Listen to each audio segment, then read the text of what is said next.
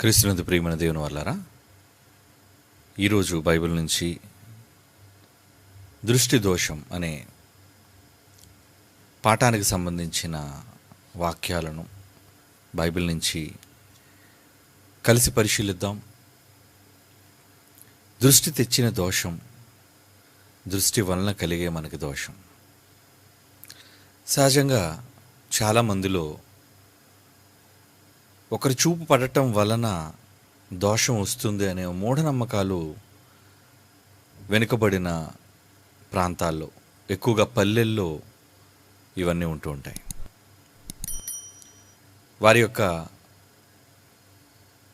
అజ్ఞానము చేత అలాంటివి నిజము అని నమ్ముతుంటారు. అంటే వారి కనుదృష్టి పడటం వలన వారికి ఏదో కీడు సంభవిస్తుంది అనే ఒక నమ్మకం వాళ్ళలో భయాన్ని కలిగిస్తూ ఉంటుంది. నిజానికి దృష్టి కలిగించే దోషం అది ఎవరికి? పొరుగువారికా లేదా తనకా? ఎదుటివారి కనుదృష్టి చేత మనకి దోషం కలుగుతుంది అని భయపడే ఈ సమాజానికి బైబిల్ చెబుతున్న నిజం ఏంటంటే, నీ కనుదృష్టి వలన నీకే దోషం. ఎదుటివారికి దోషం కలుగుతుందో లేదో అనేది తర్వాత విషయం. మొట్టమొదట నీ దృష్టి లోపం వలన, దృష్టి అనగానే చూపు, మీ చూపుల వలన మీకే హాని కలుగుతుంది. దానివల్ల మీకు కలిగే దోషం చాలా పెద్దది. అది బైబిల్ చెప్పింది. ఎలా అంటారా? ఒక చక్కని వాతావరణాన్ని దేవుడు సృష్టించి జగత్తును కలుగజేసి అందులో మానవ నివాస యోగ్యమైన ఈ చక్కటి భూగోళాన్ని దేవుడు మనుష్యుల కోసం నిర్మించి మన ఆది తల్లిదండ్రులైన ఆదాము అవ్వలను దేవుడు అందులో ఉంచాడు. ఏ పాపం ఎరుగని ఆ పరిస్థితిలో దేవునినే ఆరాధిస్తూ కొలుస్తూ ప్రేమను ఒకరి ఏళ్ల ఒకరు కలిగి చక్కని జీవితాలను గడుపుతున్న ఆ ప్రశాంతమైన వేళల్లో వారికి ఎటువంటి ఇబ్బంది ఎదురైందో అనేది మనందరికీ తెలుసు. దేవుడు తినవద్దు అని ఆజ్ఞాపించిన చెట్ల ఫలాలను ఇద్దరు భార్యాభర్తలు ఇరువురు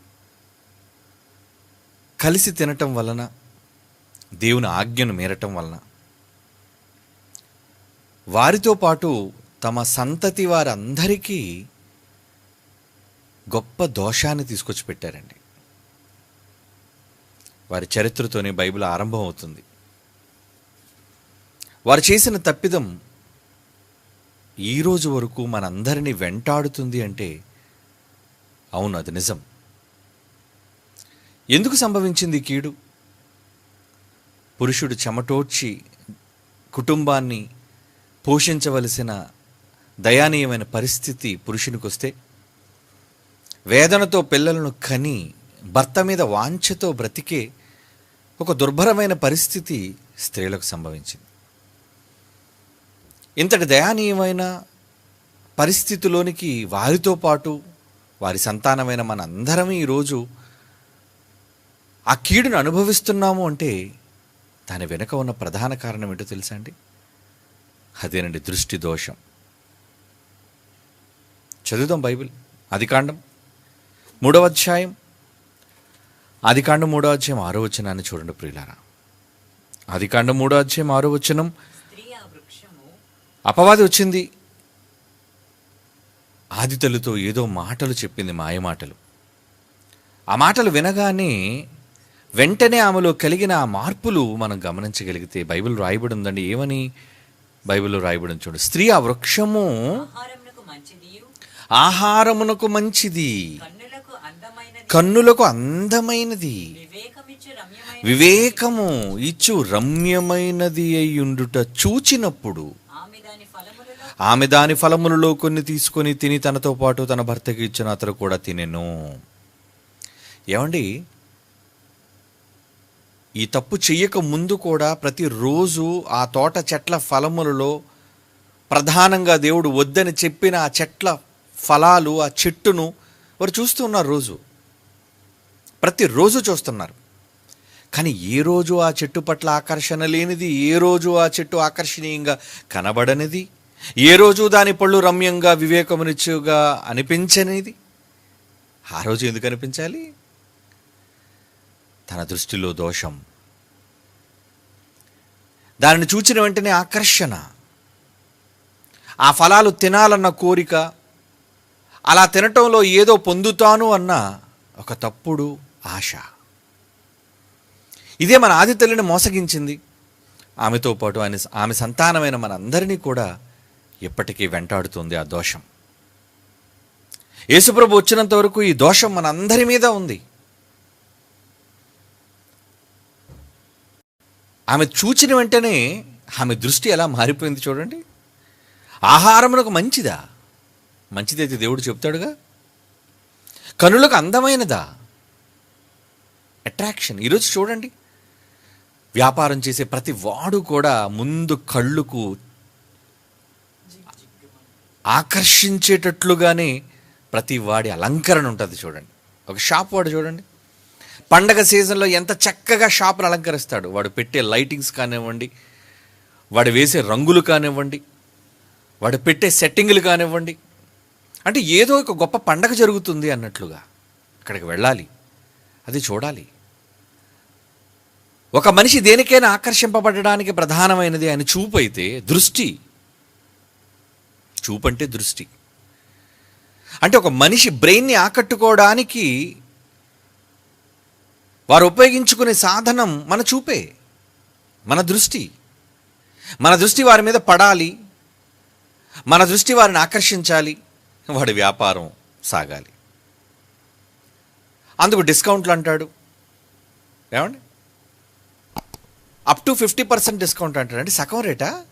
కానీ మీరు ఆ 50 అన్నదే చూస్తున్నారు, కానీ కింద అప్ టు అన్నది ఉంటుంది ఒకటి. అంటే 50% వరకు అని అర్థం. అంతేగాని 100 రూపాయలు వస్తే 50 రూపాయలకి ఇస్తాడు కాదండి. అక్కడ అప్ టు అంటాడు. వాడు వ్యాపారానికి సంబంధించిన మోసమైన ప్రక్రియలు అవన్నీ. ఎందుకంటే అంకె నువ్వు చూడగానే నిజమా సగం రేటుకేనా అన్నీ వచ్చేస్తాయి. మరి నువ్వు షాపులోకి అడుగు పెట్టాలి కదా. ఆ పెట్టిన తర్వాత వాడిని నమస్కారం పెట్టడం, నీకు కుర్చీ వేయటం, వాడు నీకు చూపించే మర్యాద. ఏమండి, ఈ మధ్య చూడండి పెద్ద పెద్ద షాపింగ్ మాల్స్లో నమస్కారం పెడతారు, మీ కుర్చీ వేస్తారు. ఎంత వినయం, ఎంత విధేయత. దాంతో మనం ఎలా ఫీల్ అయిపోతుంటే ఏదో మనం ఏదో మహారాజుల్లో ఫీల్ అయిపోతాం. ఓహో, వీళ్ళంతా మనకి ఎంత మర్యాద గౌరవాన్ని ఇస్తున్నారంటే మనం చాలా గొప్పవాళ్ళం అనమాట. సార్ అని, మేడం అని మిమ్మల్ని పిలవటం వల్ల అంతగా గౌరవిస్తున్నప్పుడు నేనేం కొనండి అని వెళ్ళిపోతే అది నీకు సిగ్గుచేటు. కనుక కొన్ని చెప్పుకోలేని పరిస్థితుల వలన నువ్వు అక్కడ తలదించక తప్పదు, ఏదోటి కొనక తప్పదు. ఇవన్నీ మాయ. ఈ మాయ అంతా ఎందుకు జరిగింది చెప్పండి? ఆ కంట్లో నీకు అది పడ్డం వల్లనే. అవునా? ఆ బోర్డు చూసావు, నువ్వు లోపలికి వెళ్ళకుండా ఉండలేకపోయావు. ప్రియులారా, బైబిల్లో చెప్పిన ఈ సందర్భంలో కనుదృష్టి ఎంత దోషాన్ని ఈ సమాజానికి మిగిల్చిందో అన్నది మన ఆది తల్లి ప్రధాన సాక్ష్యం. వివేకమిచ్చు రమ్యమైనది అయ్యుండటి చూచినప్పుడు ఏంటి వివేకం అందులో ఉందా? పండులో ఇచ్చేసిందట, ఈమె నమ్మేసిందట. ఈరోజు మనకు కనిపించే అడ్వర్టైజ్మెంట్స్ అంటారు. ప్రతిదీ కూడా మిమ్మల్ని ఆకట్టుకొని మీ చూపులో వాడు మాయ, వాడు మోసం అంతటిని ఇమిడ్చి నిన్ను తన దగ్గరకు ఆకర్షించుకుంటాడు. ఇదంతా ఎవరిదనుకున్నారు? వాడి దగ్గర నేర్చుకున్నారు. మాయగాడు, విశ్వమాయగాడు. కనుక మీ దృష్టిని ఆకర్షించటం, నిజంగా ఆమె చేసిన ఆ తప్పు వలన ఈరోజు యావత్ సంతతి, ఆమె గర్భాన పుట్టిన సంతతి అంతా కూడా ఎంతగా నలిగిపోతున్నాం. ఉదయాన్నే మనకు ఎందుకు ఈ కష్టాలు చెప్పండి, పని కోసం మనం ఎందుకు ఈ ప్రాకులాట చెప్పండి, స్త్రీలు ఎందుకు కుటుంబం కోసం వాళ్ళు కష్టపడాలి చెప్పండి, కష్టపడితే రైతుకు అన్నం ఎందుకు దొరకటం లేదు చెప్పండి. నేలలో ఈ ముండ్ల తుప్పలు గచ్చపొదలు ఎందుకు మొలుస్తున్నాయి చెప్పండి? కష్టానికి తగిన ప్రతిఫలం ఎందుకు దక్కటం లేదు చెప్పండి? ఇదంతా దృష్టి లోపం. కేవలం దృష్టి మనం సారించటం వలన జరిగిన ఒక పెద్ద ప్రమాదం ఎంత పెద్ద దోషాన్ని మనకు మిగిల్చి పెట్టిందండి.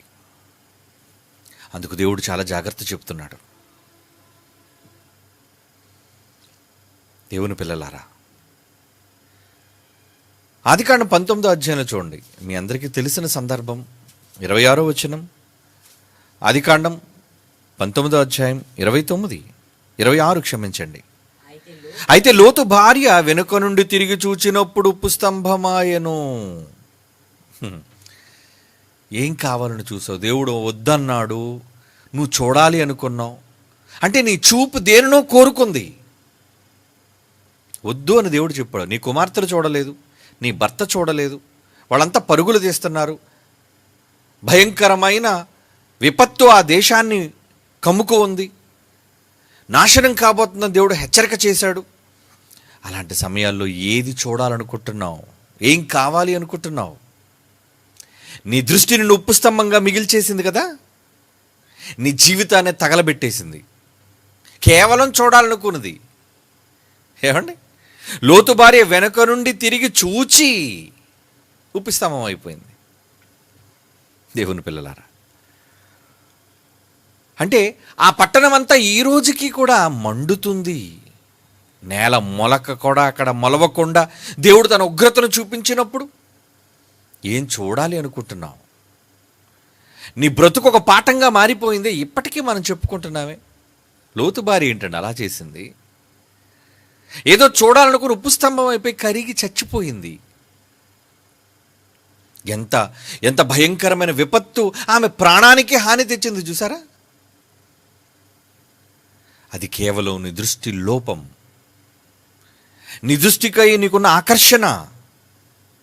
అవునండి. ఆదికాండం 16వ అధ్యాయం చూడండి. ఆదికాండం 16వ అధ్యాయం 4వ వచనం. విశ్వాసులకు తండ్రి అయిన అబ్రహాము ఆయనకున్న 2 భార్యలు.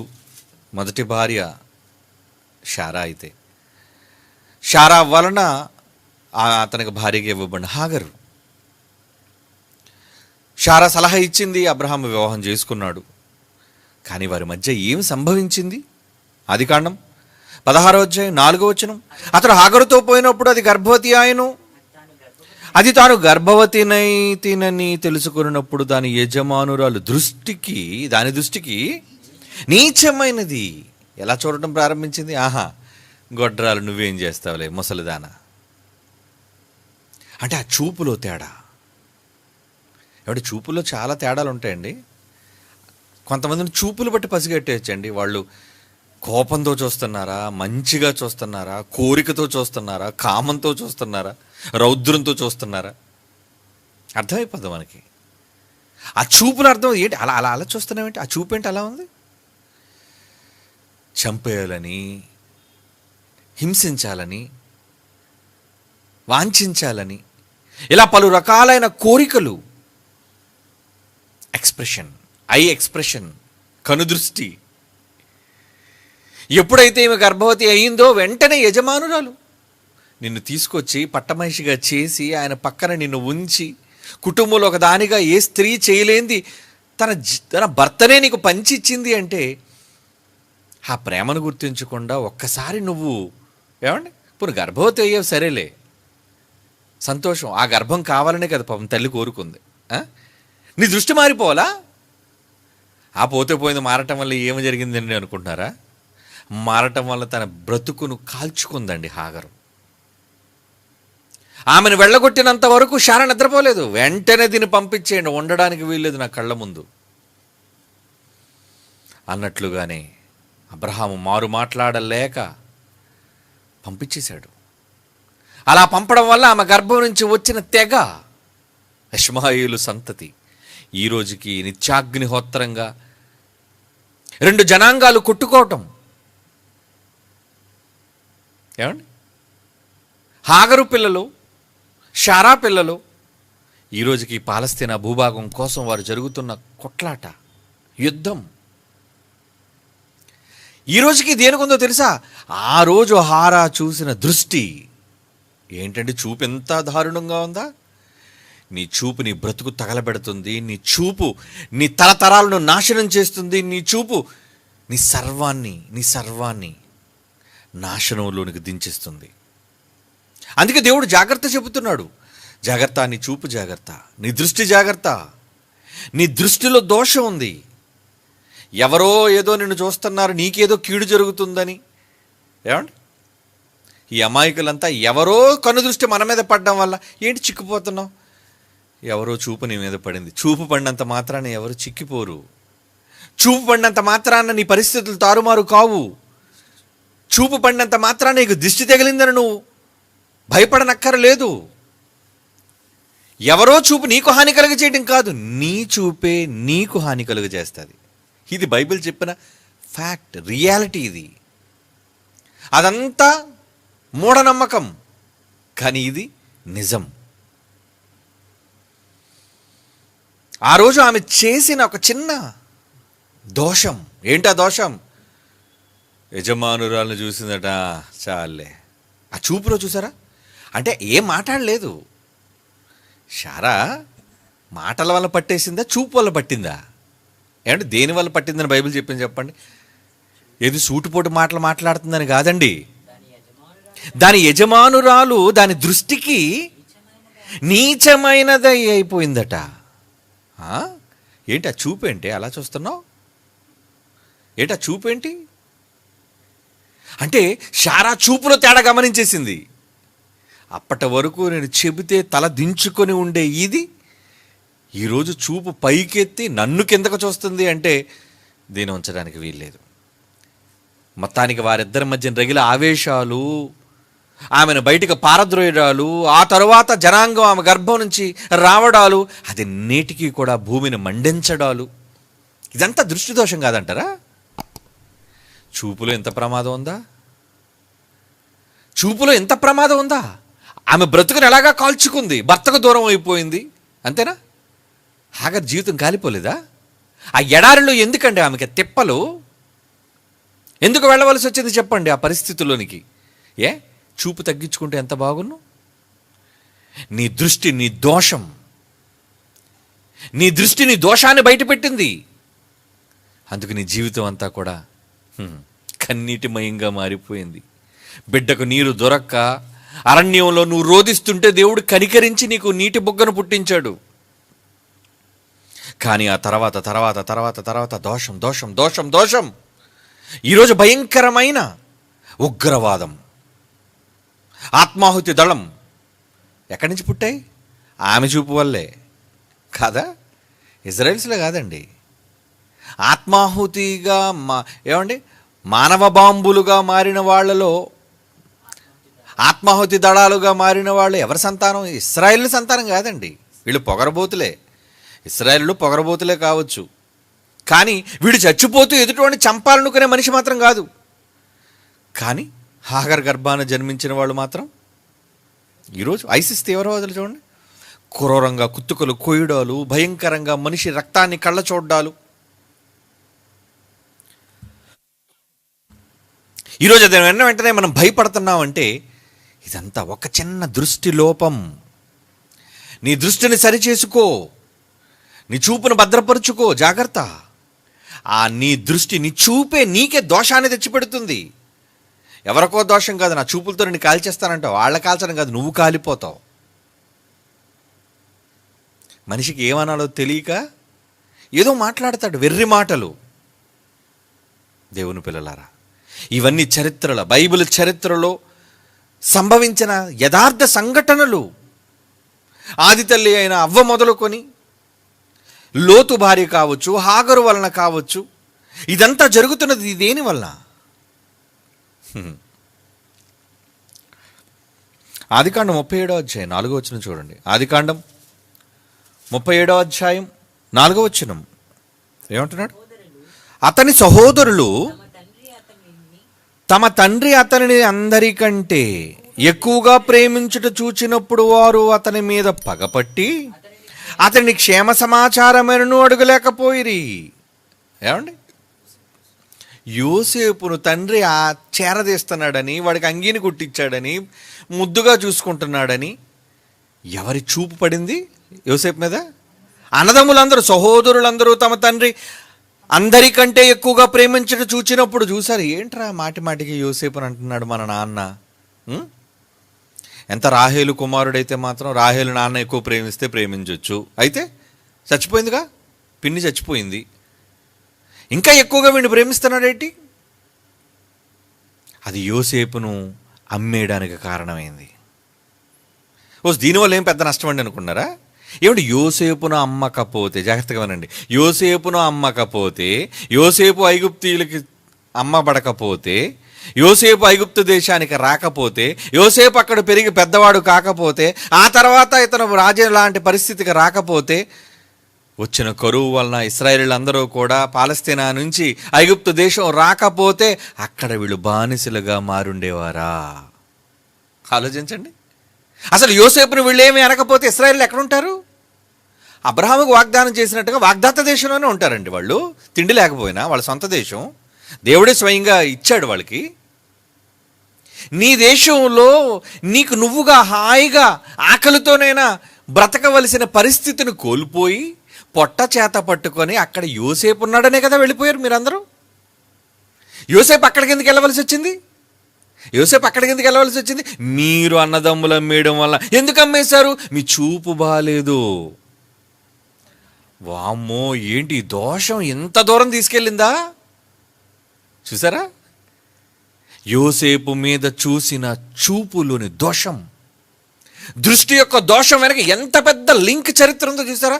ఇశ్రాయేలు 430 సంవత్సరాలు బానిస బ్రతకడానికి వాళ్ళు ఐగుప్తు దేశంలో ఉండడమే కారణం. ఎందుకు వచ్చారు ఐగుప్తు దేశానికి? ఎవరున్నారని వచ్చారు? యోసేపు ఉన్నారని వచ్చారు. యోసేపు ఎందుకు వచ్చాడు? అన్నదమ్ముల వలన. ఎందుకు అన్నదమ్ముల వాళ్ళ అమ్మేశారు ఐగుప్తీయులకి? నాన్న ప్రేమిస్తున్నాడనే దృష్టి దోషం. ఒక చిన్న దోషం ఎంత పెద్ద పరిస్థితిని నెలకొల్పిందో చూసారా? ఏమండి, ఇవన్నీ విన్నప్పుడు మీ చూపులు ఎలా ఉండాలి? మన చూపులు ఎలా ఉండాలి? చూసేటప్పుడు ఆ చూపు మనకు దోషాన్ని తెచ్చేటట్లుగా ఉంటే వెంటనే ఆ చూపుని చాలా జాగ్రత్తగా ఉండాలండి. అమ్మో, అంటే భావి తరాలకు ఒకవేళ ఈ చూపు వల్ల ఇంత పెద్ద ప్రమాదం పొంచి ఉంటుందా? అవును, బైబిల్ చెప్పింది. అతని సహోదరులు తమకంటే అతనిని తమ అందరికంటే ఎక్కువగా ప్రేమించడం చూచినప్పుడు వారు పగపట్టారు. ఎంత కీడు తెచ్చుకున్నారండి.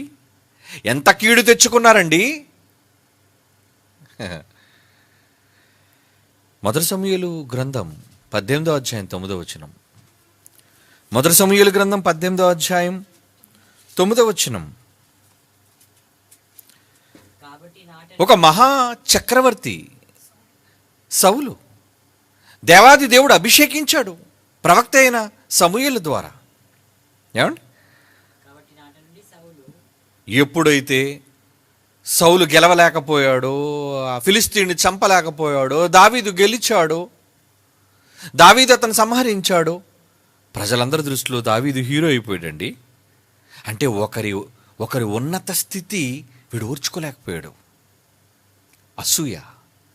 అవునా? చాలామందికి ఉంటుందండి ఇది. ఎవరైనా మంచి బట్టలు కట్టినా చూసి ఓర్వలేరు. ఎవరైనా అందరూ వాళ్ళని ప్రేమిస్తున్నా ఓర్వలేరు. ఎవరైనా ఉన్నతమైన దశకు ఎదుగుతున్నా ఓర్వలేరు. వాళ్ళని ఏదో విధంగా వాళ్ళని కించపరచాలి, ఏదో విధంగా వాళ్ళని గాయపరచాలి, సమాజంలో వాళ్ళని చెడ్డ చేయాలి. ఇలాంటి దుష్టబుద్ధితో చాలామంది ఉంటారండి. మంచిగా స్వీకరించలేరు. అలా నిజంగా అవునండి. నువ్వు రాజయ్యుండి చేత కాకుండా నువ్వు గుడారంలో కూర్చున్నావు, అది నీ చేతకానితనం. నీకు దమ్ముంటే, ధైర్యం ఉంటే కత్తి తీసి వాడి మీద యుద్ధానికి వెళ్ళు. నీకు నమ్మకం లేదు, మరలా అందరిలో ఇశ్రాయేలీయులందరిలో ఆజానుబాహుడివి, హైట్కి తక్కువ లేదు సౌలుకి, కానీ గెలిచే దమ్ము లేదు. నీ చేతకాంతాన్ని ఒప్పుకో. ఏమండి, నీ వల్ల ఏదైనా చేత కాలేనప్పుడు అవునండి నేను చేయలేనండి ఇది ఒప్పుకో. కానీ అనవసరమైన గొప్పలకు పోకు. ఏదో ప్రజలందరి దగ్గర నేను సిగ్గుపడతానేమో, ఏదో వాళ్ళ దృష్టిలో నేను నీచుడినవుతానేమో, ఈ గొప్పలకు పోకు. అలా గొప్పలకు పోతే నీవు అసహ్యింపబడతావు. సౌలుకి అదే జరిగింది. దేవుని మీద నమ్మకం లేదు, గెలుస్తానన్న సాహసం లేదు. ఏదో పసివాడు వచ్చాడు, గెలిచాడు. ఏం చేయాలి? అందరి మధ్య పలకరించి, ఏమండి, ఏదో కూతుర్ని ఇస్తారని మాటిచ్చాడు గనుక కూతుర్ని కట్టబెట్టాడు తప్పించి మనసులో మాత్రం ఎలా చూస్తున్నాడు చూడండి. కాబట్టి నాట నుండి సౌలు దావీదు మీద విషపు చూప. నోట్లో విషం పోయడం కాదు, చూపులో విషం. చూపులో ఎలాంటి విషం ఉందో చూసారండి. దానివల్ల ఏమైందో తెలుసా? సౌలు బ్రతుకు, సౌలు అతని కుటుంబీకులు అందరూ సర్వనాశనం. ఒక భక్తుని మీద నువ్వు చూపించిన చూపు మంచిది కాదు. దావీదు దేవుని చేత ప్రేమించబడినవాడు, దేవుని చేత మెప్పు పొందినవాడు, దేవుని అనుగ్రహాన్ని కలిగిన వాడు. అలాంటి వ్యక్తిని నీ చేతనైతే కమాన్ పొగుడు. అది చేత కాకుండా అతని మీద నువ్వు విషపు చూపు నిలిపి అతన్ని ఏదో చేద్దాను. ఎన్నిసార్లు చంపడానికి ట్రై చేశాడు చెప్పి. ఇతను డైరెక్ట్గా అటాక్ చేయడానికి చూశాడు, సైన్యాన్ని పంపించి దావీదును చంపాలని చూశాడు. దావీదు పాపం పరుగులు తీశాడు తన జీవితకాలం అంతా కూడా. ఎప్పటి వరకు తెలుసా? సౌలు చచ్చినంత వరకు. ఆ శాపం సౌలుకి, అతని కుటుంబం, అతని కొడుకులు అందరూ చచ్చిపోయారు యుద్ధంలో. ఏంటి ఇంత దయానీయమైన పరిస్థితి? నువ్వెందుకు ఓడిపోయావు తెలుసా? నువ్వెందుకు చచ్చిపోయావు తెలుసా? నీ కుటుంబం అంతా నీ కళ్ళ ముందు ఎందుకు సర్వనాశనం అయిపోయిందో తెలుసా? నీ చూపు మార్చేయి, చూపును మార్చుకో. అసూయ చేత, ద్రోహం చేత ఇలాంటి చూపులు చూడకండి. పర్లేదులే, చూపేలే, నాకే కదా తెలిసింది, ఎవరికి ఏం జరుగుతుందో అనుకుంటున్నావేమో. అమ్మో, చూపులను కూడా దేవుడు పరిశీలిస్తాడు. అన్నీ చాలా జాగ్రత్తగా దేవుడు పరిశీలనగా తెలుసుకుంటాడు ఆయన. నీ చూపులో తేడా జరిగినా ఎలా చెప్పగలను? చూపులో తేడా జరిగిందని దేవుడు చూపులను చూస్తాడంటే, ఒక స్త్రీని మోహపు చూపుతో చూచు ప్రతివాడు అప్పుడే ఆ స్త్రీతో తన హృదయమందు వ్యభిచారము చేసిన వడగును. అవునా? నాకే కదని తెలుసు. ఆ అమ్మాయిని కసిగా చూసిన విషయం దేవుడికి ఎలా తెలిసింది? అంతే. మోహపు చూపు అంటే ఏంటి? ఏదో చేద్దామన్న దృష్టితో, ఏదో కావాలన్న దృష్టితో, ఏదో మోహపు దృష్టితో నువ్వు చూసావే, అక్కడ పట్టేశాడు ఆయన. చూపును పట్టేశాడు ఆయన. నువ్వు ఇంకా క్రియల్లోకి వెళ్ళలేదు, మాటలు కూడా మాట్లాడలేదు, శబ్దం కూడా నీ నోటి వెంబడి రాలేదు. ఆలోచించండి ఒకసారి, ఏం జరుగుతుంది?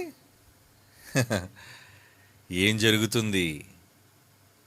నీ దృష్టి నీకు ఎంత ఇబ్బంది, నీ చూపు నీకు ఎంత విపత్తును కలుగజేస్తుంది. మొదటి నుంచి నేర్చుకున్నామే, చూపు వల్ల కలిగిన దోషం దృష్టి దోషం. సృష్టి లోపం కాదు, సృష్టి దోషము కాదు, నీ దృష్టి దోషం. ఆ చూపు చూడండి ఎలా ఉంది. ఏంటి ఆ చూపు? ఏంటి? ఎవరైనా తిట్టా అనుకోండి, కొంతమంది చూడండి తెలిసిపోద్దండి వాళ్ళ ముఖంలో, వాళ్ళ ఎక్స్ప్రెషన్స్ అంటే ముక్కు, ఏమండి, బొగ్గలు, నోరు, వీటి వల్ల కాదండి, ఆ చూపులో అర్థమైపోద్ది. ఎందుకంటే ఏ మనిషినైనా ముందు మనం కళ్ళే చూస్తాం. మనం తిట్టిన వెంటనే ముందు తలదించుకుని ఏమన్నారు అనుకోండి, ఏమండి, అంటే ఎక్స్ప్రెషన్స్ ఏమి ఇవ్వలేదు అనమాట. కానీ లోపల కొంతమంది పొడి చేస్తుంటారు, మర్డర్ చేసేస్తుంటారు, కనబడదు. కానీ అని చూసారు అనుకోండి, అంటే నీ ముందే ఎక్స్ప్రెషన్. ఏంటి ఆ ఎక్స్ప్రెషన్? ఏంటిది అంటే, నువ్వు నన్ను అనేవాడివి, నేను పడేవాడిని. తిరస్కార దృష్టి అంటారు దాన్ని. కొంతమంది లోపల తిరస్కరిస్తారు, కొంతమంది అప్పుడే ఇమీడియట్గా ఆ చూపులోనే ఎఫెక్ట్ వచ్చేస్తుంది వెంటనే. చూసారా? అది నీ దృష్టి దోషం చుట్టుకుంటుంది నీకు. కళ్ళు ఎటు తిప్పుతున్నావు జాగ్రత్త. ఓర చూపులు చూస్తున్నావా? కళ్ళు ఎటు తిరుగుతున్నాయి? చాలా జాగ్రత్తగా ఉండాలి. ఎందుకంటే మహానుభావుడు చూపులు కూడా పట్టేస్తున్నాడు కదా. ఏదో చేస్తే పట్టేశారంటే అర్థం ఉందండి, చెయ్యకుండా ఇది ఎక్కడ తలపోటండి. కళ్ళు తిప్పితే పట్టేస్తాడండి, కళ్ళు తిప్పితే నేరం అంటున్నాడేంటి? అది ఎవరికి కనబడదు కదా, నా బ్రెయిన్కే కదా అర్థం అవుతుంది. కానీ నీ బ్రెయిన్ ఆయనకు తెలుసు, నువ్వేం ఆలోచిస్తున్నావో, నువ్వు దేనికోసం అనుకుంటున్నావో తెలుసు. అక్కడ పట్టేస్తాడు నిన్ను. సౌలు జీవితం బుగ్గిపాలైపోయింది కదండి, సర్వనాశనం. అందుకే దేవుడు అంటున్నాడు చూడండి, కీర్తన గ్రంథం 101వ కీర్తనలోని 5వ వచనం, 101వ కీర్తనలోని 5వ వచనం, అహంకార దృష్టి గలవారిని, గర్వించిన హృదయం గలవారిని దేవుడు నేను సహింపను. నేను ఒప్పుకోనరా. ఎవరిని ఏదైనా చెప్పేటప్పుడు తలదించుకొని విను. నీ గర్వపు చూపొద్దు. నువ్వు ఒకళ్ళు గర్వంతో చూస్తే నాకు నచ్చదురా, నచ్చదన్నాడు దేవుడు. నువ్వు గర్విష్టి చూపు నాకు నచ్చదు, నాకు ఇష్టం లేదు. అహంకార దృష్టికి గలవారిని, ఏంటి అహంకారం దృష్టిలో కనబడుతుంది ఏంటి? అహంకార దృష్టి అంటున్నాడు ఏంటి? అహంకారం మాటల్లో కదా కనబడుతుంది. పొగరబోతైన వాడు మాటల్లో పొగరగా కనబడతాడు, కానీ దృష్టి అహంకారం ఏంటి? నీ చూపులో కూడా తేడా ఉంది. అహంకార దృష్టి గలవారిని, గర్వించిన హృదయం గలవారిని నేను సహింపను. అస్సలు నేను ఓర్చుకోను అంటున్నాడు చూడండి దేవుడు. అవునా? దేవుడు ఓర్చుకోడు. సామెతలు 6:17 చూడండి. సామెతల గ్రంథం 6:17 వచనం, యెహోవాకు అసహ్యమైనవి 6 గలవు, 7 ఆయనకు హేయములు, అవేవనగా అహంకార దృష్టి. అందులో ఇదొకటి. నీ దృష్టి, నీ దోషం నీ కళ్ళలో ఉందిరా, నీ కళ్ళలో ఉంది. కళ్ళు జాగ్రత్త. అప్పుడప్పుడు కళ్ళు తిప్పినప్పుడు, చాలామంది తిట్టినప్పుడు కానీ చేసినప్పుడు మిర్రుని చూశారనుకోండి, ఒక దెబ్బతో సరిపోవలసింది 10 దెబ్బలు ఎక్స్ట్రా పడతాయి. ఎందుకు? ఆ చూపేంటి అలాగా? ఆ చూపేంటి? నువ్వు అదే ముందే తలదించుకున్నావు అనుకో, మిగతా 9 దెబ్బలు నీకు మైనస్ అయిపోయి. కానీ నువ్వు ఎక్స్ప్రెషన్ ఇస్తావే ఒకలా నీ కళ్ళుతోని. అబ్బా ఏం ఎక్స్ప్రెషన్! అహంకార దృష్టి, రౌద్రంతో కూడిన దృష్టి, కత్తిపోట్లు లాంటి చూపు, దానికి పడతాది నీకు. అంతవరకు ఎందుకు వెళ్ళడం? నీ దృష్టిని సరిచేసుకో, దృష్టిని బాగు చేసుకోవాలి మనం. సామెతల గ్రంథం 28వ అధ్యాయం 22వ వచనం. సామెతల గ్రంథం 28వ అధ్యాయం 22. చెడు దృష్టి గలవాడు ఆస్తి సంపాదింప ఆతురపడును, తనకు దరిద్రత వచ్చినని వాడికి తెలియదు. నీకు ఎందుకు దరిద్రం తాండవేస్తుందో తెలుసా? ఏంటండి ఈ మధ్యన అంత దరిద్రం అండి అంటారు. ఎందుకు దరిద్రం? నీ చూపు దరిద్రం రా. దేవుడు చెప్తున్నాడు ఇక్కడ. దరిద్రం నీకు ఎందుకు వచ్చిందో తెలుసా? ఎవడో నాకు దిష్టి పెట్టాడండి అంటావు. నువ్వు పిచ్చోడివి. అర్థం కాక, దేవుడు చెప్పిన మహాజ్ఞానం తెలియక నువ్వేమనుకుంటున్నావు? ఎవడో నాకు దిష్టి పెట్టాడండి. దిష్టి పెట్టాడని ఏం చేస్తావు? ఏ బొమ్మ నిన్ను దిష్టి నుంచి తప్పించలేదు. ఏదో పాపం ఇంటి ముందు కట్టుకుంటావు అమాయకుడివి. ఆ చూపు అంతా ఏదో ఆడిమింగేస్తున్నట్టు. ఏమండి? నరఘోష, దండం తల్లో, ఈ దండం ఆటో మీద రాస్తుంటారు. నరఘోష నీకు నమస్కారం అంటే, నమస్కారం పెడితే నరఘోష మానేస్తుంది ఏంటి? మరి దండం పెట్టాడు రేటు వెళ్ళిపోతారా మనం అని. నీకు వచ్చే కీడు రాక మానదు. నువ్వు ఎక్కడున్నా వెంబడిస్తుంది నిన్ను. నువ్వు దానికి నమస్కారం పెట్టినా, నువ్వు దండాలు పెట్టినా, అది నిన్ను వదలదు. వెంబడించేది నరఘోష కాదు నాయన, నీ ఘోష, నీ కన్నుల ఘోష, నీ కన్నుల ద్వారా నువ్వు ఇచ్చే మాటలు. అబ్బో, కళ్ళు చాలా సంగతులు చెప్తాయి తెలుసా మీకు? కళ్ళుతో మాట్లాడుకోవడం. ఏమండి? మనం అనుకుంటాం నోరే మాట్లాడుతుంది అనుకుంటాం, కళ్ళు కూడా మాట్లాడుతుండోయ్. ప్రేమ అంతా దేని నుంచి మొదలవుతుంది? ఇద్దరి మధ్యన అట్రాక్షన్. Hi hello అనరండి. ముందు చూస్తారు, వాళ్ళు చూస్తారు, ఏదో చూసారులేండి అనుకుంటా. మళ్ళీ రెండోసారి చూస్తారు, నా పక్క చూస్తున్నారు లేదా, మళ్ళీ వాళ్ళు చూస్తారు, కరెక్ట్ అయింది ఎక్కడేదో. అవి చూపులు మాట్లాడుకోవడం అనుకుంటారు. భాష, కన్నుల భాషది. ఏమండి?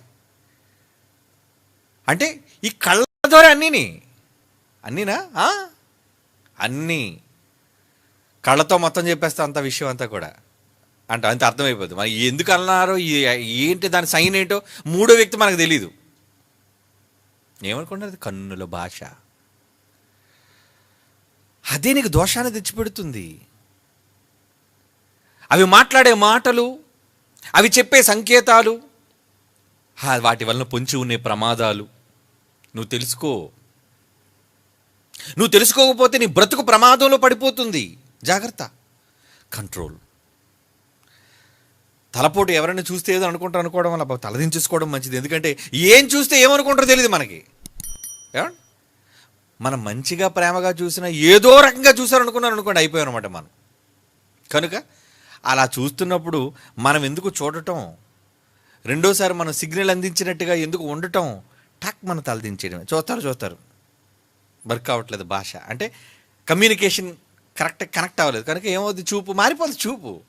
చూస్తున్నాడు నీ పక్క, నువ్వు తలెత్తి చూడలేదు అనుకో, ఏమవుతుంది, అలా చూస్తాయి ఈ చూపుతో మనకేమి భాషకి ఏమీ మనకి వినపట్టలేదు, డైవర్ట్ అయిపోద్ది కళ్ళు. లేదు కళ్ళు భాషకు పడ్డావో అంతే, అమాయకుడిగా నటిస్తాడు, మంచివాడిగా నీ దగ్గరకు చేరుతాడు, ఆ తర్వాత నీ బ్రతుకును ముంచేస్తాడు. ఆడదే కానీ మగవాడే కానీ. ఏమండి, చూపులు కలిసిన శుభవేళ అనకు, ఏమండి, శుభవేళ కాదు, నీకు దారుణమైన వేళ, నీకు భయంకరమైన వేళ. నమ్మం అలాగే ఎంతోమందిని చూసి ప్రేమించుకున్నోళ్ళే పేకోసాడు, అమ్మేశాడు, మోసగించాడు. ఇవన్నీ జరిగే చూపుల వల్లే, నీ దృష్టి దోషం. కనుక ముందు నీ దృష్టిని సరి చేసుకో. ఎవరి దృష్టిని మనం ఏం చేయలేము. ఏమండి, 100 మంది మనలో 100 మంది 100 రకాలుగా మనం చూసి అనుకోనివ్వండి, మనకేంటి, ముందు మన దృష్టి బాగోవాలి, మన దృష్టి జాగ్రత్తగా ఉంచుకోవాలి. యెషయా గ్రంథం 5వ అధ్యాయం 15వ వచనం. ఇలాంటి దృష్టి గలవారందరి పరిస్థితి ఫైనల్గా ఏమవుతుందో దేవుడు చెప్తున్నాడు చూడండి. అల్పులు అణగదొక్కబడుదురు, ఘనులు తగ్గించబడుదురు, గర్విష్ఠుల చూపు తగ్గును. ఏమండి, పాతాళానికి పోయిన తర్వాత నీ చూపు తగ్గిపోద్ది. తగ్గించేస్తానంటున్నాడు, తగ్గించేస్తాను నీకు. నువ్వు ఎన్ని చూపులు చూసావో ఆ చూపులన్నిటినీ నేను కంట్రోల్. ఎక్కడ నువ్వు చూడ్డానికి కుదరదు. కళ్ళు లేవు కదండి అంటే ఆత్మకు చూపు ఉంది, కనుగుడ్లు కాదు. నువ్వు అమాయకుడు కనుక నల్లగుడ్డికి తెల్లగుడ్డికి చూపు ఉందని నువ్వు అనుకుంటున్నావు. రెటీనాగా లేదు పవర్, లోపల ఉన్న స్పిరిట్కి ఉందా పవర్, ఆత్మశక్తి అది. కనుక అక్కడున్న ఆత్మకు చూపు ఏం చేస్తాడు, తగ్గించబడును. అంటే అక్కడ కూడా వెళ్ళి చూస్తావా, ఎందుకు చూడు, దూరం నుంచి కనులెత్తి అబ్రహామును చూచి తండ్రివైన అబ్రహాం అంటే అక్కడికి వెళ్ళి ఇటు కళ్ళు తినలేవన్నమాట. అవతల ఎవరున్నారు, అతని పక్కన ఎవరున్నారు, ఇంటరాగేషన్ అండి. వీడు బాధ ఏది వీడు అనుభవించకుండా, అంటే వాడు కళ్ళు చూసా ఎంత వెతుకుతున్నాయో. వాళ్ళ గర్విష్ఠుల చూపు తగ్గును. భూమి మీద ఉన్నప్పుడు ఎన్ని బేరాలు పలుకుంటాడు, భూమి మీద ఉన్నప్పుడు ఎంత గర్వ మాటలు మాట్లాడుంటాడు. అక్కడికి వెళ్ళిన తర్వాత అంత తారుమారు. ఇలా గర్విష్ఠులైన వాళ్ళందరినీ కూడా కంట్రోల్ చేయబడతారు అంటున్నాడు చూడండి. ఏమండి, కీర్తనల గ్రంథం 3వ అధ్యాయం 16వ వచనం. కీర్తనల గ్రంథం 3వ అధ్యాయం 16వ వచనం. సియోను కుమార్తెలు, వాళ్ళు ఎలాంటి వాళ్ళు చెప్తున్నాడు చూడండి. సియోను కుమార్తెలు గర్విష్ఠురాండ్రై మెడచాచి నడుచుచు, ఓరచూపులు చూచుచు, ఏమండి, కులుకుతూ నడుచుచు, తమ కాళ్ళ గజ్జెలను మ్రోగించుచున్నారు. అబ్బా, ఎలాంటి చూపులటండి, ఓర చూపట. ఏంటి ఓర చూపు ఏంటి, ఏదో కావాలన్న చూపు, అది ఓర చూపు అంటే.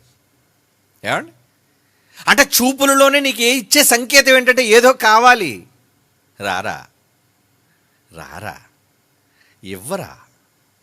ఏమండి, చూపులతోనే పిలుస్తారు నిన్ను.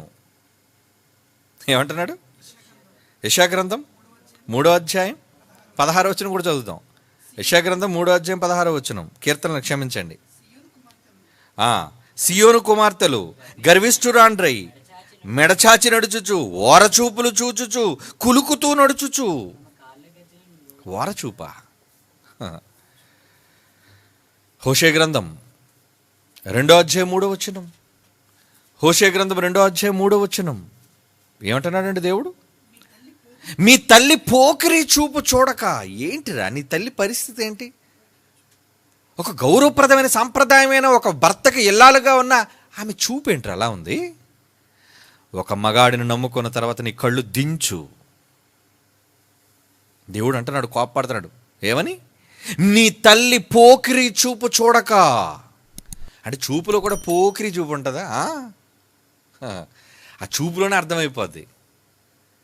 ఆ హోయలు, ఆ కళ్ళు రెప్పలు వాలించటం, ఆ కళ్ళతో చెప్పే సైగలు, ఇది నీకు తగునా? ఒక తల్లి స్థానంలో, ఒకనికి భార్య స్థానంలో ఉన్న నువ్వు, నీ చూపేంటి, నీ పోకిరితనం ఏంటి? దేవుడు అంటున్నాడండి ఈ మాట. అరే వదిలేస్తాను రా దాన్ని అంటాడు కిందకి వెళ్ళేసరికి. వదిలేస్తాను దాన్ని. చూస్తారా, చదువుతారా, చదవండి. మీ తల్లి పోకిరి చూపు చూడకయు దాని స్థలమునకు పురుషులను చేర్చుకొనక ఎవరిని పడితే గుడ్డలు కత్తేసుకుంటావా? అట్లుండునట్లు మీరు ఆమెతో వాదించండి. అది నాకు భార్య కాదు. ఎవరు చెప్పారు అది నాకు భార్య అని? సంసార పక్షమైన ఏ ఇల్లాలు అలా ప్రవర్తించదు. గౌరవప్రదమైన చూపు, సంస్కారవంతమైన చూపు. ఒకరికి ఇల్లాలుగా ఉన్న తర్వాత పరాయి పురుషుడు వచ్చి మాట్లాడితే ఎలా మాట్లాడతావు? ఓర చూపులు చూసి మాట్లాడతావా? పైనుంచి కింద వరకు తడుతూ స్కాన్ చేస్తూ మాట్లాడతావా? లేరనుకుంటున్నారంటే ఆడవాళ్ళు చాలా నీచులు, దౌర్భాగ్యులైన వాళ్ళు ఉంటారండి. పురుషుల్లోనూ ఉంటారు, స్త్రీల్లో ఉంటారు. ఎక్కువగా పురుషుల్లో ఉంటారు, స్త్రీల్లో కొంతమంది అక్కడక్కడ కనబడుతుంటారు మనకి. ఏమండి? అంటే వాళ్ళ చూపును దేవుడు వర్ణిస్తున్నాడు. రే అలాంటి దాంతో నేను ఉండనురా, కనుక వారి యందు నేను జాలిపడను. ఆ చూపులు బాలేవు, నాకు నచ్చలేదు. ఆ చూపు చూసే విధానం నాకు నచ్చలేదు. పోకిరి చూపురా మీ అమ్మది, పోకిరి చూపు అంటున్నాడు చూడండి. తన జీవితం బుగ్గిపాలైపోయింది. దేవుడు విడిచిపెడితే ఏమవుతుంది చెప్పండి? నాశనం, నాశనం. ఏమండి? యెషయా గ్రంథం 10వ అధ్యాయం 12వ వచనం. యెషయా గ్రంథం 10వ అధ్యాయం 12వ వచనం. నేను అష్షూరు రాజు యొక్క హృదయ గర్వము వలన ఫలమును బట్టి, అతని కన్నుల అహంకారపు చూపును బట్టి శిక్షేస్తాను నేను. శిక్ష, ఆ చూపేంట్రా? నీ దృష్టికి నీకే దోషం. నీ చూపులే నీ ప్రమాదానికి కారణం. నీ చూపులే నా నుంచి శిక్ష నీకు రావడానికి కారణం అంటున్నాడు దేవుడు. ఆ గర్వపు దృష్టి ఎందుకురా? నీ చూపు తగ్గిపోతే ఆటోమేటిక్గా నీ మనసు, ఎందుకంటే నీ మనసు దాన్ని బట్టే నీ చూపు ఉంటుంది. నీ చూపులో తగ్గింపు ఉండాలంటే, నీ చూపులో చెడు లేకుండా ఉండాలంటే ముందు నీ మనసు పవిత్రంగా ఉండాలి, నీ దృష్టి పవిత్రంగా ఉండాలి. నీ దృష్టి చూసేది బ్రెయిన్. ఇది కేవలం ఇమేజ్ని సప్లై చేసే కనుగుడ్లండి. దోషం ఇందులో లేదు. దృష్టి దోషం అంటే ఈ ఇమేజ్, నీ కళ్ళు రిసీవ్ చేసుకుని ఇమేజ్ బ్రెయిన్కి పంపిస్తే ఇంపల్సెస్, బ్రెయిన్కి సంకేతాలు వెళ్తాయి. ఆ వెళ్ళిన సంకేతాలు బ్రెయిన్కి వెళ్ళిన తర్వాత అక్కడ డెసిషన్ తీసుకుంటుంది. ఎలా చూడాలి, ఎలాంటి సంకేతాలు ఇవ్వాలి. అదే దృష్టి. నీ మనస్సు చెడిపోయింది, నీ మనస్సు చెడిపోయింది అంటున్నాడు దేవుడు. అలాంటి దారుణమైన పరిస్థితుల్లో ఈ సమాజం ఎందరూ లేరు చెప్పండి? ఎవరి వల్ల నీ దృష్టికి దోషం కాదు, నీ దృష్టి వల్ల నీకే దోషం. ఇది బైబిల్ చెబుతున్న నిజం. ఎందుకంటే దేవుడు ఎప్పుడు కూడా అందరినీ గమనిస్తుంటాడు. అందుకు భక్తులు ఏమంటున్నాడు చూడండి. 119వ కీర్తనలోని 37వ వచనం. 119వ కీర్తనలోని 37వ వచనంలో ఏమంటున్నాడు చూడండి. బాబోయ్, ఈ చూపు వల్ల ఎంత దరిద్రం ఉందా, ఎంత పరిస్థితులు ఉన్నాయా. అలా అయితే వ్యర్థమైన వాటిని చూడకుండా, నేను గుడ్డివాడిని అయిపోయినా బాగున్ను, నా కళ్ళు తిరిగిపోయినా బాగున్ను, తిప్పేసుకుంటాను నా కళ్ళు, తిప్పేయి. నీ కళ్ళే తిరిగిపోతే నీ దృష్టిలో లోపం ఉండదు, నీ దృష్టి వలన దోషం నీకు రాదు. అందుకే ప్రారంభంలో నీకు ఏదైనా కనబడితే కమాన్, క్లోజ్ యువర్ ఐస్, దృష్టి మార్చేసుకో. ఎవరిని చూడనొద్దు, పోకిరితో చూడొద్దు, వారచూపులు చూడవద్దు, అహంకారంతో చూడనవసరం లేదు, మోహపు చూపుతో చూడవలసిన పని లేదు. ఆహా, అన్నిటినీ అప్పుడే నీ కళ్ళు నేత్రాలు మూయబడితే, నీ చూపు త్రిప్పుకుంటే డైవర్షన్, నీకు దోషం ఉండదయ్యా. నా కళ్ళు త్రిప్పి. అందుకే ఏమాలి? అప్పుడు నువ్వేమాలి? ఎటువైపు నీ దృష్టి మళ్లించాలో తెలుసా? 25వ కీర్తనలోని 15వ వచనం. 25వ కీర్తనలోని 15వ వచనంలో ఏమంటున్నాడు చూడండి. వ్యర్థమైన వాటిని చూడకుండా నీ కన్నులు తిప్పుకోవాలి అంటే, నా కను దృష్టి ఎల్లప్పుడూ నా దృష్టి అంతా కూడా యెహోవా వైపునకే తిరిగి ఉన్నది, యెహోవా వైపునకే తిరిగి ఉన్నది. ఆయన పక్క తిప్పేసుకుంటా నా కళ్ళు. ఏదైనా పనికిరానిది నాకు కనబడితే నేను ఆయన్ని చూస్తాను. ఆయన చూస్తే నాకు ఆనందం, ఆయన చూస్తే నాకు ఆహ్లాదం, ఆయన చూపులో, ఆయన చూడటంలో నాకు ఎంతో ఉత్తేజం. అటువైపు మళ్ళించేసుకో, నీ దృష్టి మళ్ళించేసుకో. నా కనుదృష్టి ఎల్లప్పుడూ యెహోవా వైపునకే తిరిగి ఉన్నది. యెషయా గ్రంథం 33:15 చివరి మాట చూడండి. యెషయా గ్రంథం 33:15. లంచం పుచ్చుకొనకుండా తన చేతులను మలుపుకొని, హత్యను మాట వినకుండా చెవులను మూసుకొని, చెడుతనం చూడకుండా కన్నులను మూసుకుని వాడు ఉన్నత స్థలమును నివసించును. నీ దృష్టిని నువ్వు జాగ్రత్తగా కాపాడుకుంటే నువ్వు ఉన్నత స్థలాల్లో ఉంటావు. నీ దృష్టిని నువ్వు బాగు చేసుకుంటే నువ్వు ఉన్నత స్థలాల్లో బ్రతుకుతావు అంటున్నాడు దేవుడు. యోబు అంటున్నాడు, అందుకే ప్రభువా నేను నా కళ్ళతో నిబంధన చేసుకుంటానయ్యా. నేను నిబంధన చేసుకుంటాను నా కళ్ళతో. నేను అనవసరంగా ఎవరిని చూచి నా మనసు పాడు చేసుకొని అనుకోవటం లేదు. ఎందుకంటే చూపు ఏమిటి, చూడగానే మన దృష్టి మళ్ళిపోయేటట్లుగా ఈరోజు సమాజంలో ఎలా ఉన్నారండి, వ్యవస్థలు ఎలా ఉన్నారు చెప్పండి.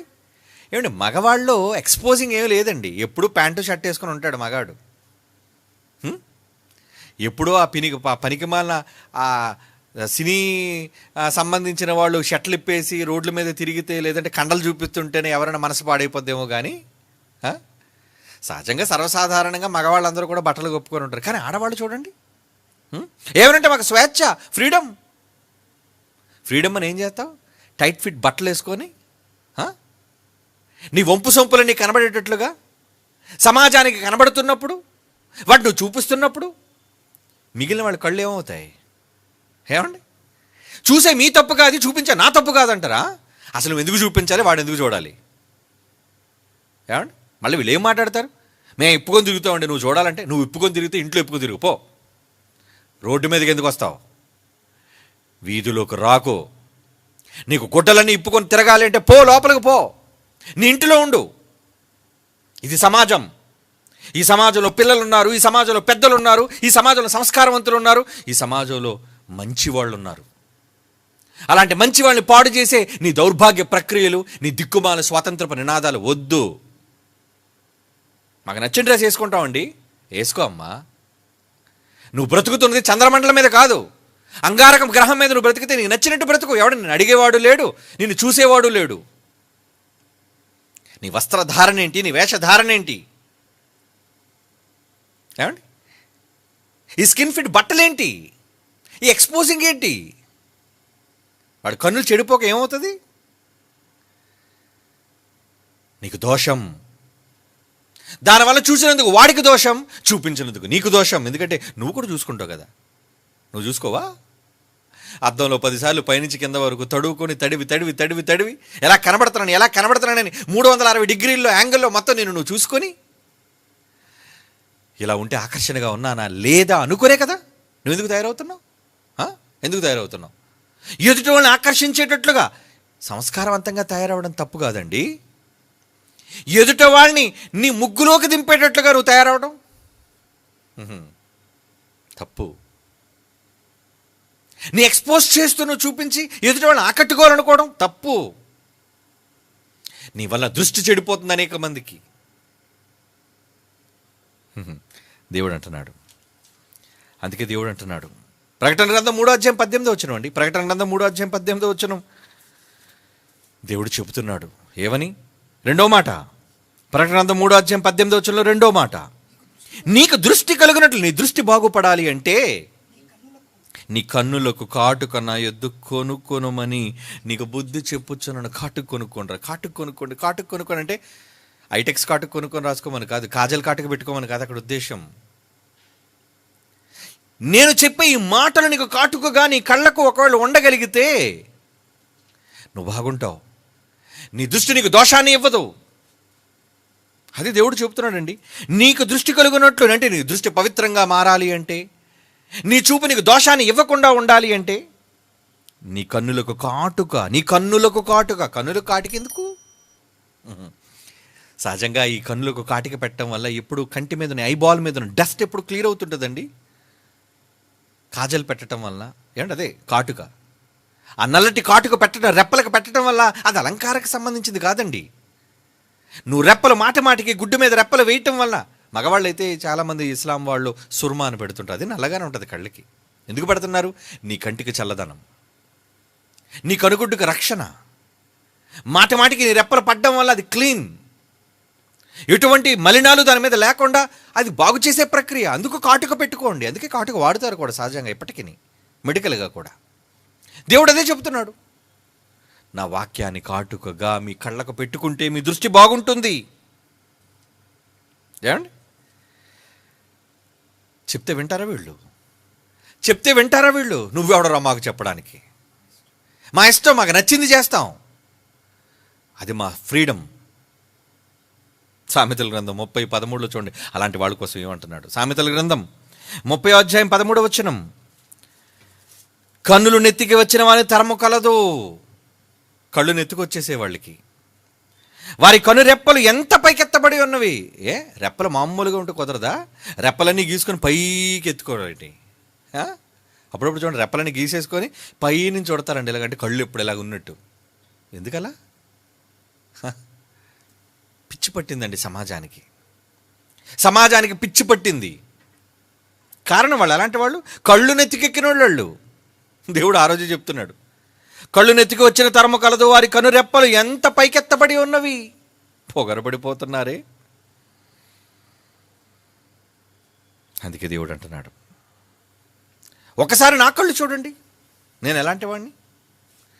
మన తండ్రి కానీ ఎలాంటి వాడు. హబక్కూకు గ్రంథం 1:13 చూడండి, ఆయన దృష్టి ఎంత మంచిదట చెప్తున్నాడు.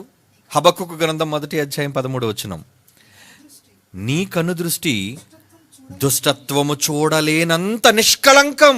దుష్టత్వాన్ని చూడట అసలు ఆయన. ఏమండి? అసలు దుష్టత్వాన్ని చూడటండి. ఆయన కళ్ళు మూసుకుంటున్నాడట. ఒక అన్యాయం జరిగితే, ఏమండి, ఒక చెడు కనబడుతుంటే దాన్ని మూసుకుంటున్నాడు. నేను చూడటం ఎందుకు? నేను కళంకాన్ని చూడడానికి ఇష్టపడను. దేవుని కనుదృష్టి దుష్టత్వము చూడలేనంత నిష్కళంకమైనవి కదా. ఏమండి? దేవుడు మన కన్న తండ్రి దృష్టి అలాంటిదైనప్పుడు మన దృష్టిలోని లోపం, మన దృష్టిలోని దోషం. అందుకే దేవుడు మత్తయి సువార్తలో చెప్పాడు ఏమని? మత్తయి సువార్త 6:23 నీ కన్ను చెడినదైతే నీ దేహమంతయు చీకటిమయం, నీ టోటల్ బ్రతుకే డార్క్ అయిపోతుంది అంటున్నాడు. చీకటిగా మారిపోతుంది నీ దృష్టి